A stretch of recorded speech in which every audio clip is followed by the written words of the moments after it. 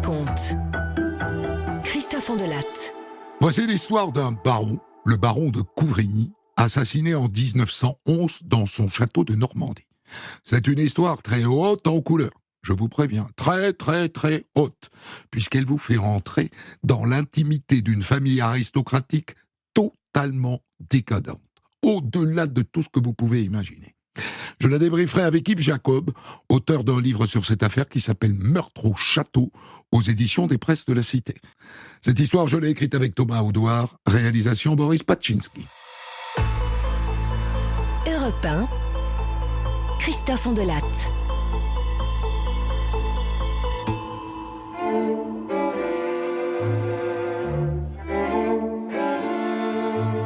C'est l'histoire d'un baron qui, au début du XXe siècle, en 1911 dans le Calvados, se fait assassiner. Un vrai baron, le baron Maxime de Couvrigny. Ça jette? Non. Avec un château, comme il se doit. Le château de la Galerie. Mais je vous le dis tout de suite, il ne ressemble en rien à l'idée que vous vous faites d'un baron. Et sa baronne non plus d'ailleurs. Et leurs enfants encore moins. Ils sont finis au pipi. Ce sont des dégénérés. À force de se marier cousin-cousine, il n'y en a plus un qui marche droit. Ils ont les fils rouges branchés avec les fils verts. Et avec ça, le QI d'un moineau qui s'élance du nez. Mais à part ça, Madame la Baronne, tout va très bien. Tout va très bien.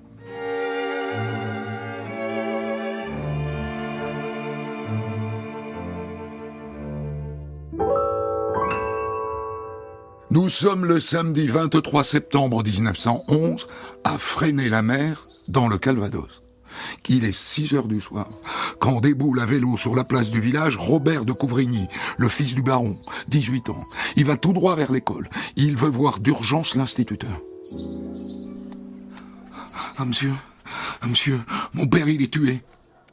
Tué? Que diable? Et où ça donc? Dans sa voiture à cheval, dans la cour de notre château.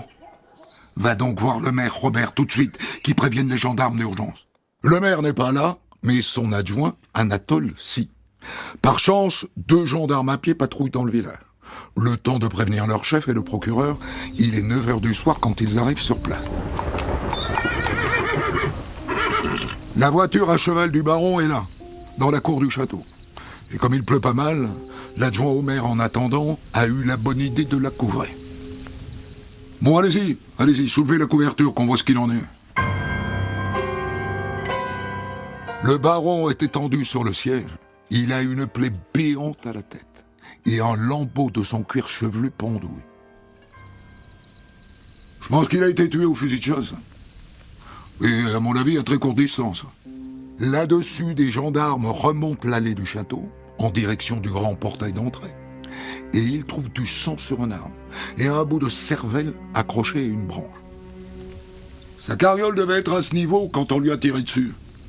Et regarde là, tu vois le bosquet? À mon avis, le tireur était caché là. Le maréchal des logis miniers demande à voir immédiatement la baronne, Marguerite de Couvrigny. Madame, je vous présente toutes mes condoléances. Puis-je, sans trop vous déranger en ce moment si pénible, vous poser quelques questions? Pas de problème. Allez-y. Vous étiez au château au moment du crime? Ah ben oui, j'y étais. Vous avez vu ou entendu quelque chose? Oui, un coup de feu, vers 4h30. J'étais dans ma basse-cour, le chien il s'est mis à aboyer. Et là, j'ai vu le cheval de mon mari arriver au galop, en traînant la carriole et s'arrêter dans la porte de l'arrière-cuisine. Alors, j'ai envoyé mon aîné, Robert, voir ce qui se passait. Et voilà, et il a trouvé son père dans la voiture. On l'avait tué, quoi. Et vous-même, vous êtes allé voir? Ah oui, bien entendu. Quand je suis arrivé, mon mari était déjà plus conscient. Il a eu comme des soubresauts au visage et il est mort, sans avoir prononcé un seul mot. Lorsque monsieur le baron a été attaqué, d'où est-ce qu'il rentrait? Il marchait de falaise et il a passé toute la journée. Est-ce qu'il avait de l'argent sur lui? Sans doute, hein. Sans doute, c'est pour ça on l'a tué. Vous avez entendu la baronne, comme elle parle? Elle est beurrée comme un petit loup. Eh oui. En plus de tout le reste, Marguerite de Couvrigny est portée sur la boutrange.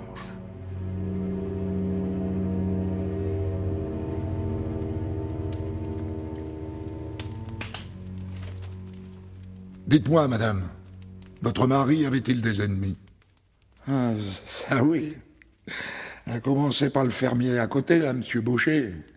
Vous étiez fâché comme tout. Et à quel propos est-ce qu'ils étaient fâchés? Il nous a accusés de lui avoir volé de la volaille. Entendu. Écoutez, merci beaucoup, madame la baronne. Nous aurons l'occasion de nous revoir, je pense. Bien, messieurs. Il se fait tard. Je propose de reprendre nos investigations demain dès l'aube. On ne touche à rien. On laisse tout sur place. Toi et toi, vous passerez la nuit à surveiller le corps. Oui, oui, vous avez bien entendu. Ils laissent le corps en place, dans la carriole, et ils vont se coucher.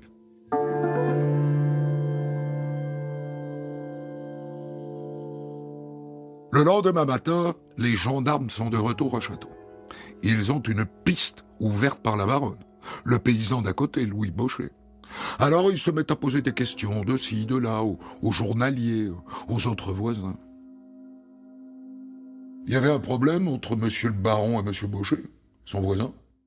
Son voisin, c'est pas complètement vrai que c'est son voisin. Hein. Il a une ferme et des terres qui sont collées au château, mais il habite pas là. Il habite au hameau d'Angloiseville. D'accord, d'accord. Vous ergotez, là. Hein, vous ergotez. Répondez à ma question. Est-ce que les deux étaient fâchés, oui ou non? Ah ben ça pourrait être fâché. Ils étaient fâchés. Tiens, le voilà justement qui arrive à sa ferme, ce Louis Baucher. Monsieur Baucher? Oui, qu'est-ce qu'il y a? Voudrions vous parler. Vous savez que monsieur le baron a été tué? Ah ben je le sais, oui. Et alors? Et alors les gens disent que vous étiez fâché? Les gens ils m'accusent. Eh oui, monsieur Baucher. Pourquoi diable étiez-vous fâché? Oh ben, parce qu'il y a 2 jours, le baron il m'a volé une dinde. Et alors? Et alors j'ai porté plainte au tribunal, et j'ai gagné. Il a dû me verser 25 francs, pour compenser. Il dit qu'hier après-midi, il n'était pas là quand on a tiré sur le baron, qu'il était dans sa maison d'Anglois-Cheville, et qu'il n'a appris la nouvelle que dans la soirée. Les gens de son hameau le confirment. A priori, cette affaire de dinde n'est pas le mobile du meurtre.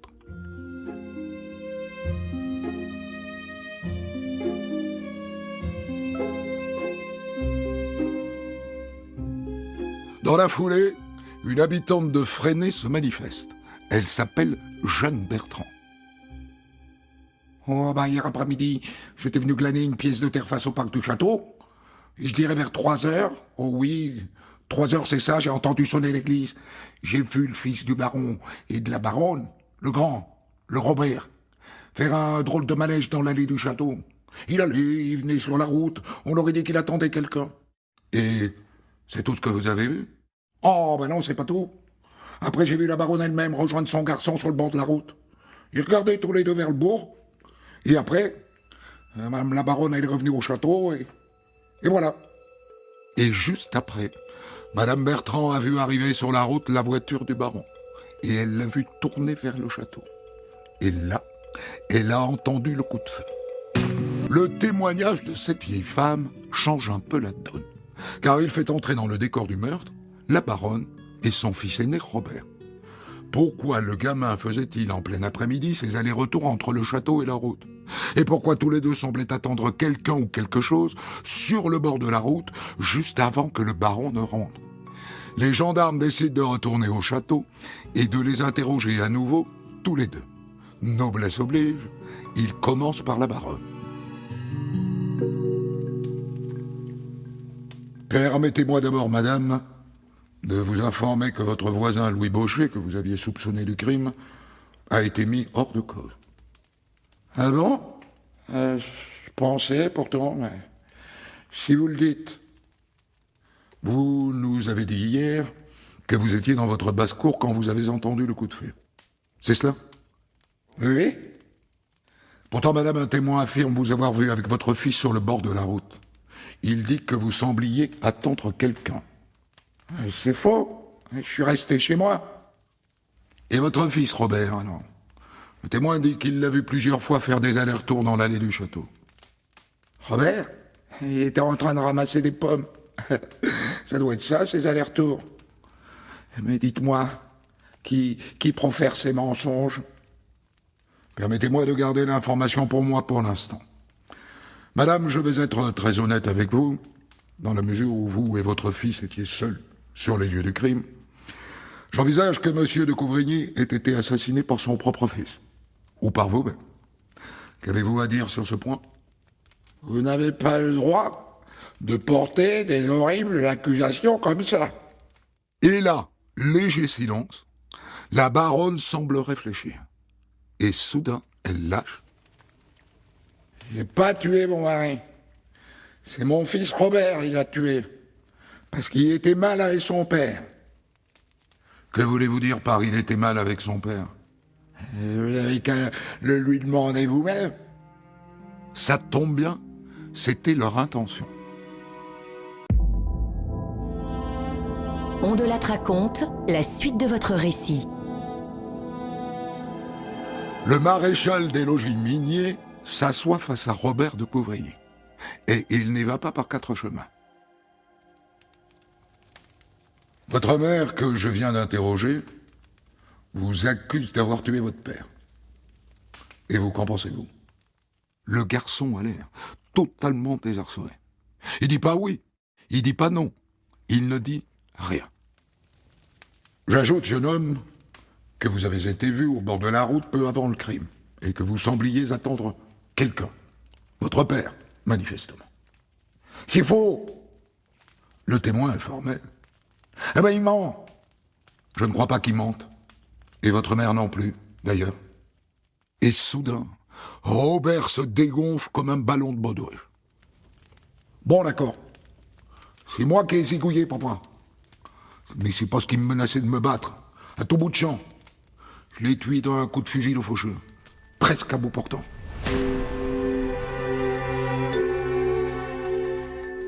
Eh ben voilà. Question suivante, votre baronne de maman était-elle au courant de ce projet? Au début, il dit non. Alors le maréchal des logis miniers lui explique qu'un témoin les a vus, tous les deux sur le bord de la route, à attendre, juste avant le retour du baron. Ah bon, d'accord. Je l'avais prévenu vers 3 heures que je voulais tuer papa. Et que vous a-t-elle dit? Bon, elle m'a dit fais ce que tu veux. Le témoin dit que votre mère vous a rejoint sur le bord de la route. Moi, elle est venue, oui. Moi, elle est repartie. Quand vous tuez votre père, vous êtes seul?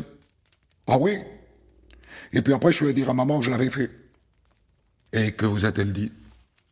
Moi, d'en parler à personne.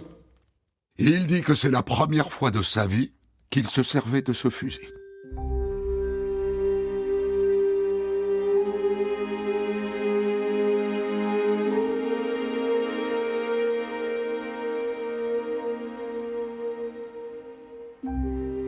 Un juge vient d'être désigné. Il vient d'arriver à Fresnay-la-Mer. Et le premier qu'il veut entendre naturellement, c'est Robert de Couvrigny. Vous confirmez devant moi, jeune homme, que c'est vous qui avez tué votre père? Ah oui, oui, je le confirme. Quel rôle attribuez-vous à votre mère? Et là, il fait un petit pas de plus, enfin, un grand pas. Sa mère est plus complice qu'elle ne l'a dit jusque-là. Elle l'a entraîné à tirer au fusil, figurez-vous. Et c'est pas tout. Oh ben, elle m'a dit, oui, oui, tue-le. Tue-le ton père. Si tu le tues pas, t'es un lâche. Ça change tout. C'est elle qui aurait remonté le ressort du meurtre. Le juge décide de faire venir Marie-Louise, la bonne, dans son bureau. Elle a 15 ans et reconnaît dans la minute qu'elle couche avec Robert, le fils. Vous étiez au courant de son projet d'assassiner monsieur le baron? Ah oui, hein, depuis des semaines. Hein. Quelles étaient les relations entre madame et monsieur le baron? Oh, pas bonne, hein. Ils se disputaient tout le temps. Et ça faisait longtemps qu'ils dormaient plus dans le même lit, hein. Et à quel sujet se disputait-il? Oh ben tous les sujets, hein. Mais surtout l'argent. Hein. Ils avaient des problèmes d'argent. Hein. Même que monsieur le baron, il voulait mettre son fils en pensionnat, et madame la baronne, elle n'a pas voulu parce que c'était trop cher. Et que pourriez-vous me dire sur Robert? Oh, sur Robert? Beaucoup de choses, hein. Par exemple? Oh ben d'abord, il a tripoté sa petite sœur, Élisabeth. Elle l'a révélé à sa mère la veille de la communion. Que diable? Et c'est tout? Malheureusement, non. Il s'en prenait à son petit frère aussi. Roger. Il lui branlait le manche. Une fois, il a tellement branlé son manche qu'il a fallu appeler le docteur tellement que le petit, il avait mal. Juste au ciel. Elle confirme aussi que la baronne boit comme un trou, au point que le baron a fini par mettre les bouteilles d'eau-de-vie sous clé.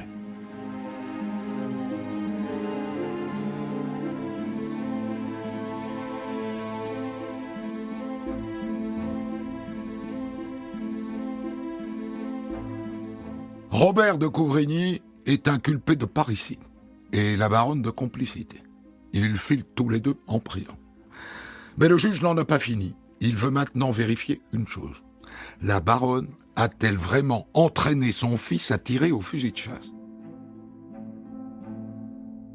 Dites-moi, jeune homme, accepteriez-vous de me montrer où ces entraînements ont eu lieu? Ah ben oui, bien sûr. Et Robert emmène le juge dans un coin du parc. Il lui montre un pommier couvert d'impacts de tir. Et sur le sol, les gendarmes ramassent 7 douilles à broche, vides. Alors oui, il s'est bien entraîné à tirer au fusil avec sa mère avant de tuer son père.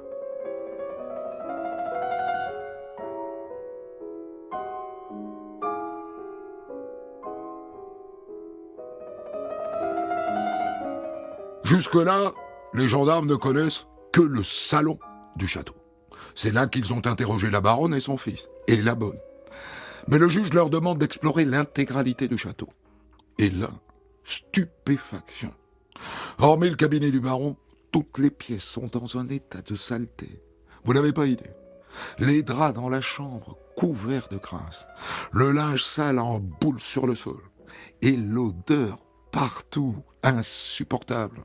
Nauséabonde, un taudis, le château de la galerie est un cloaque. Sans compter les cadavres de bouteilles dans presque toutes les pièces. Ça se confirme.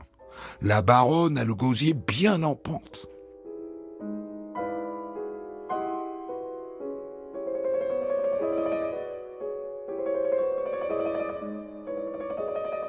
Le juge est quasi certain qu'il a encore des choses à apprendre de Robert. Alors il le fait entendre à nouveau. Et il n'est pas déçu du voyage. Ça fait des mois hein, que ma mère et moi, on voulait le tuer, papa. Vous avez essayé d'autres fois? Oh oui, au moins 3 fois. On a essayé de l'empoisonner. Ça n'a pas marché. Et c'est la bonne, Marie-Louise, qui raconte la suite. Au mois d'août, M. Robert il m'a demandé de mettre du chlorure de mercure dans sa soupe. Ce qu'on appelle du sublimé corrosif, je crois.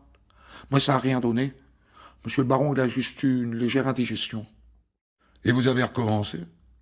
Oui. Quelques jours plus tard, ils ont cueilli des baies blanches sur un arbuste près de la laiterie. Paraît-il, c'était du poisson. J'en ai mis dans sa soupe. Mais le lendemain, monsieur le baron, il était en pleine forme. Moi, je crois bien que ces baies, c'était pas du poison. Et là, vous vous dites, c'est bon, la coupe est pleine. Naïf. Nous avons encore plein de choses à apprendre de Marie-Louise, la gentille bonne des Couvrigny. Plein de choses savoureuses. Je veux bien reconnaître que la baronne et moi, il nous arrivait de coucher. Coucher? Vous voulez dire que vous aviez des relations intimes avec la baronne? Toutes les deux dans le même lit? Toutes les deux, mais parfois, on était 3. 3? Et qui était le troisième? Robert. Robert fornique avec vous et sa mère dans le même lit? Oui. C'est arrivé une fois? Ou plusieurs fois? Oh, je dirais au moins 20 fois. Quand je vous disais que les Couvrigny ont les fils qui se touchent, le gamin couche avec sa baronne de mère et avec la bonne. la mère et le fils ont des relations incestueuses. C'est énorme, énorme. Ces nobles sont des dégénérés. Mais alors, pourquoi l'ont-ils tué maintenant? Est-ce qu'il y a un déclencheur de ce crime? Quelque chose qui a fait dire à la mère et à son fils, c'est maintenant. Eh bien, la réponse est oui. Quelques jours avant de mourir, le baron, qui était au courant de tout ça, avait décidé d'y mettre de l'ordre. Il avait d'abord voulu mettre son jeune fils Roger à l'abri, pour éviter qu'il ne finisse dans le plumard avec son frère et sa mère. Il a réuni la famille et il leur a dit qu'il allait mettre Roger au pensionnat. À Caen. Et madame, elle n'était pas trop d'accord. Mais c'est pas tout. Alors bon, et quoi encore? Il a dit à madame qu'il allait donner l'ordre à tous les épiciers de Fresnay de plus la servir. Ni elle, ni aux enfants, ni à moi, tout alcool à crédit. Et qu'à partir de maintenant, il faudrait une autorisation signée de sa main pour nous vendre de l'alcool.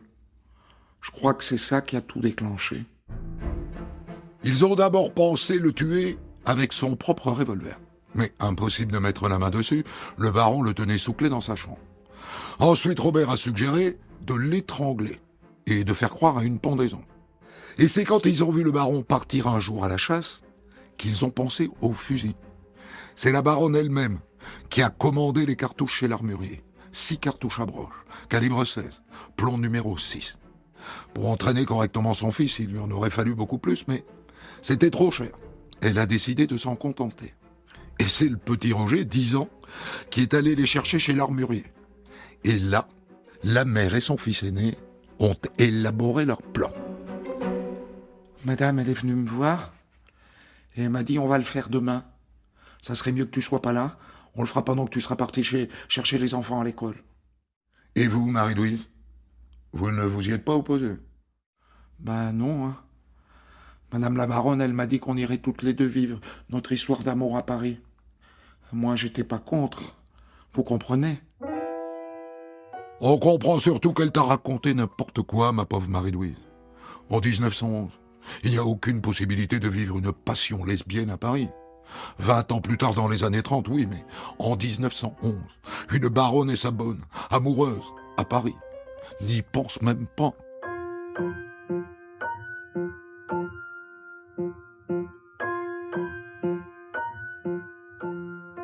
À l'approche du procès, je préfère vous dire que la presse se régale de tout ça. Le Matin et le Petit Parisien font leur chou gras de cette affaire. C'est noble, désargenté, sale comme des peignes. Quelle histoire! Et ce gamin de 18 ans qui fricote avec sa bonne et avec sa mère, quelle délectation! On va bien s'amuser à ce procès.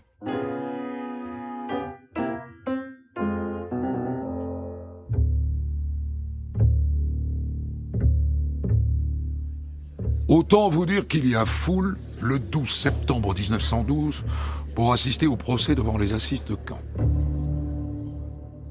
Faites entrer les accusés, je vous prie. Dans le box, ils ne sont que 2, la baronne et son fils. Le juge n'a pas jugé opportun de faire comparaître la bonne, Marie-Louise, qui est pourtant objectivement complice du crime. Robert de Couvrigny doit rendre compte de l'assassinat de son père, mais pas que. On le juge aussi pour les attentats à la pudeur répétés sur sa sœur. Et la baronne, qui se présente tout de noir vêtue, en tenue de deuil, est accusée d'être complice de parricide, mais aussi des tentatives d'empoisonnement sur son mari. Je vous propose d'aller directement à la fin, car tout est dit dans le réquisitoire de l'avocat général Osmond de Corticigny. Il y a, depuis le début, quelque chose de pervers dans cette famille, au sein de laquelle on s'est marié entre cousins, et quelque chose de pervers aussi dans la manière dont ils ont mené leur vie. Lorsque, par exemple, la baronne de Couvrigny couchait avec le moindre passant contre un verre d'alcool, ou qu'elle forçait la totalité de ses bonnes successives à satisfaire ses instincts saphiques. Alors, sont-ils responsables tous les deux à égalité? Sans doute pas. Et je vous invite à tenir compte de l'examen mental réalisé sur Robert de Couvrigny. On nous a dit qu'il est empreint de troubles psychiques proches de l'imbécilité. Cela doit nous amener à requérir les circonstances atténuantes. Mais concernant Marguerite de Couvrigny, il n'y a pas de circonstances atténuantes. Elle est entièrement responsable de ses actes et vous saurez en tirer les conclusions qui s'imposent. Autrement dit, la mort, elle ne peut pas y échapper. Madame Marguerite de Couvrigny, après en avoir délibéré, la Cour vous condamne à avoir la tête tranchée en place publique à Caen. Robert, lui, conformément aux réquisitions de l'avocat général, bénéficie des circonstances atténuantes au regard de son imbécilité. Il est condamné à 20 ans de travaux forcés. Et il les fait, en Guyane, jusqu'au bout. La baronne, elle, n'est finalement pas exécutée. Le président Armand Fallière la gracie et il commue sa peine en travaux forcés à perpétuité. Elle est transférée à la prison pour femmes de Rennes, où elle meurt 7 ans plus tard de maladie, à l'âge de 47 ans. Pour commenter son histoire du jour, Christophe Ondelat reçoit un invité, acteur direct de son récit. Je vous ai raconté l'assassinat en 1911 en Normandie du baron Maxime de Couvrigny, tué par son fils Robert avec la complicité de sa femme, la baronne Marguerite. Et je débriefe cette affaire avec vous. Yves Jacob, vous êtes l'auteur d'un livre sur cette histoire aux éditions Les Presses de la Cité, livre qui s'appelle Meurtre au château et qui a en partie nourri mon récit et je vous en remercie. Qu'est-ce qui vous a attiré dans cette histoire, monsieur Jacob? Le décor, cette famille décadente?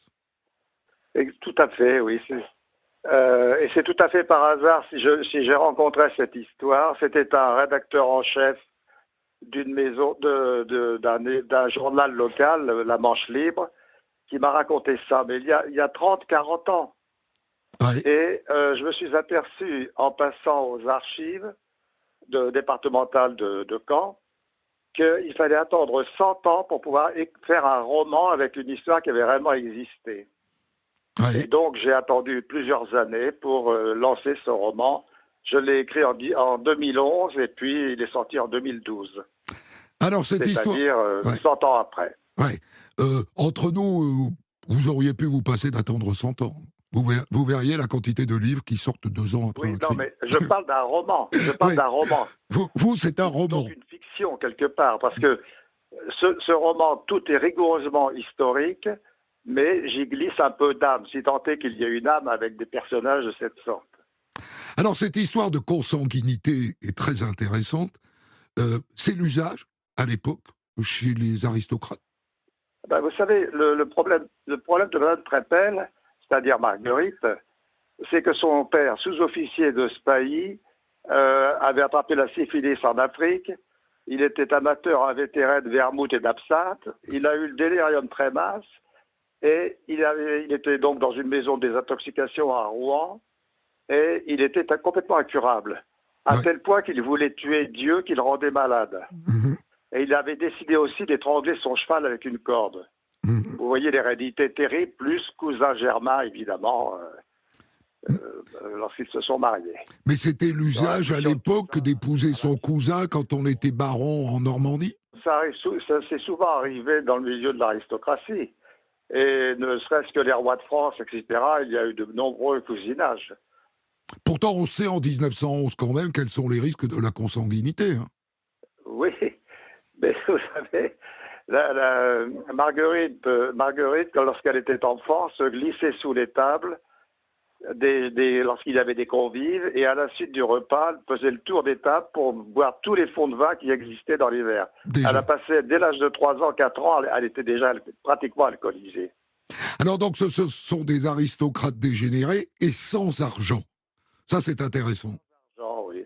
Ce qui était assez fréquent, mais là, en plus, notre gentille Marguerite dérobait de l'argent, dérobait des pommes, etc., vendait au plus offrant, sans compter évidemment qu'elle vendait aussi ses charmes à n'importe qui, y compris les ouvriers agricoles. Ah oui, d'accord, elle couchait avec tout le monde, quoi. Elle couchait avec tout le monde. Contre de l'alcool. C'était à la fois un sport et puis une rentrée d'argent pour acheter de l'alcool. J'imagine que vous avez feuilleté la presse de l'époque. Alors, j'ai évoqué le Petit Parisien et le Matin qui, à l'époque, se régale de ce genre d'histoire. Oui, exactement, oui. Alors, ça donne quoi quand on feuillette la Mon livre presse? cite nombreux articles nationaux et régionaux. Hmm. Et alors, ça vous a donné quel sentiment de lire la presse de cette époque? Ben, un sentiment de stupeur. Si j'ai raconté cette histoire, c'est parce que j'étais médusé. C'est une histoire saisissante. On trouve tout dedans, l'immonde, l'inexprimable, l'absurde. Et je me disais qu'on doit prévenir les gens. Il y a un côté, disons, moral. Je préviens les gens que ça existe et qu'il faut qu'ils soient vigilants avec leurs propres enfants, etc. et le monde environnant. Il y a une question qui reste quand même assez mystérieuse. C'est le mobile. Pourquoi le tue-t-il? Pourquoi le tue-t-il? Simplement parce que le baron, il faut remettre les choses à leur place. Le baron de Couvrigny était un monsieur tout à fait honorable. Il Oui. était d'une intelligence moyenne, certes, mais il avait une très bonne éducation et il avait une honte terrible de ses enfants et de sa femme, bien entendu, qui mettait des bouteilles d'alcool dans tous les coins de la maison, qui avait tous les défauts. Donc il s'en débarrasse C'est parce quelqu'un qu'il a de très décidé. bien. Il s'en débarrasse parce qu'il a décidé d'en finir avec tout ça. Il s'en débarrasse exactement parce que les enfants. Il y a une histoire extraordinaire, c'est que lorsque le mari, le baron, est assassiné, les enfants de petits âges, le petit Jean, 6 ans, et sa petite sœur, Elisabeth, 11 ans, partent à l'école en sachant que quand ils rentreront, leur père sera assassiné et mort. Les enfants le savent. Les enfants le savent. Ils partent à l'école sachant que leur père sera mort. Donc le père. Et la petite Elisabeth dira « Ah ben c'est dommage, il n'est pas si méchant que ça, globalement. » Donc le mobile du crime, c'est de tuer quelqu'un qui allait empêcher Marguerite de picoler, qui allait empêcher Robert de masturber voilà, son de frère. faire ce qu'il voulait. Hmm. Et oui. Et de coucher avec sa mère, etc. Enfin, tout. C'est le monde immonde par nature. Et donc la mère et le fils, ils le tuent pour pouvoir continuer à picoler, à partouzer avec la bonne. Exactement. Et il l'appelait généralement le gros con, le vieux barbu, etc. Ils avaient toujours des termes très charmants pour le définir. Le personnage de la bonne Marie-Louise est très intéressant, je trouve. Elle est amoureuse Oui. de la D'ailleurs, baronne. elle est très belle. Elle a des yeux verts avec des cheveux roux. Elle est d'une beauté insolente. Et elle tire les ficelles, en fait. Elle est aussi pourrie qu'eux. Oui. Elle est amoureuse de la baronne, elle. Elle est amoureuse. Enfin, vous savez, il y a, je ne sais plus, je crois que c'est le maréchal des logis qui dit à un gendarme qu'elle pue, qu'elle s'approchait d'elle, elle pue, c'est inimaginable. Alors comment peut-il y avoir de l'amour avec des odeurs aussi fortes, je ne sais pas. Elle aurait pu être jugée, Marie-Louise. Elle est vraiment, Alors, je objectivement, pense que c'est complice du impensable crime. qu'elle n'ait pas été jugée. Alors c'est une sorte de, naturellement aussi, là, de légère inertie mentale. C'est quelqu'un qui se laisse influencer, elle avait un amoureux qui était acrobate dans un cirque. Elle a été violée par son beau-père, sous les yeux de sa mère pratiquement aussi. Donc je veux dire, tout ça c'est vraiment la fin du monde, le fond du monde. Le juge a estimé finalement qu'elle était aussi victime de cet environnement. Elle était bien sûr, c'est un peu une sorte disons, d'abêtissement, comme Robert n'est pas totalement coupable parce que elle est, je pense, débile légère. Vous êtes allé voir Fred et la mer, je veux dire le château. Bien entendu, j'ai visité la ville, j'ai visité le château, que ni plus ni moins qu'une maison bourgeoise. C'est ni un manoir ni un château. Par contre, le parc est magnifique. Et les J'ai gens. remonté les allées pour voir où il avait été assassiné. Le mari avait été assassiné. Les gens qui habitent le château aujourd'hui, ils savent ce qui s'y est passé? Alors je l'ignore complètement parce qu'au moment où j'y suis allé, enfin je suis allé à plusieurs reprises, la deuxième fois, le château était vendu. Oui. Et on commençait à voir des gens qui faisaient des travaux et qui, dans les dépendances ailleurs, enfin un peu partout. Oui, oui. Et je ne connaissais pas du tout les gens qui l'ont acheté. Et est-ce qu'il y a une mémoire de cette histoire dans le village et dans le coin, dans la région? Il y a eu déjà une mémoire lorsque mon livre est sorti en 2012. Oui. Il y a des gens qui ont adoré ce livre et d'autres qui ont fait le signe de croix en disant comment peut-on raconter des histoires pareilles. Et vous, J'ai perdu des lecteurs et j'en ai gagné d'autres. Et vous, ça vous a amusé de raconter l'histoire de cette famille décadente? Ça ne m'a pas amusé, il fallait que je le fasse. Oui, pourquoi? Ouais. Parce que j'ai besoin de faire comprendre aux gens, un écrivain, c'est pas seulement un conteur, c'est aussi quelqu'un qui fait peut-être réfléchir les autres. Et là, la Et je morale? pense qu'on doit réfléchir sur tout ça. Le mal existe, il faut en être conscient et protéger sa famille, ses enfants, son environnement, enfin avoir une portée dans la vie. Je vous remercie infiniment, Yves Jacob, auteur d'un livre sur cette histoire aux éditions Les Presses de la Cité. Le livre s'appelle Meurtre au château. Et je signale la sortie de votre dernier livre qui est sorti au mois de mars chez le même éditeur, qui s'appelle Les Deux Vies de Marie Salomon. Des centaines d'histoires disponibles sur vos plateformes d'écoute et sur europe1.fr.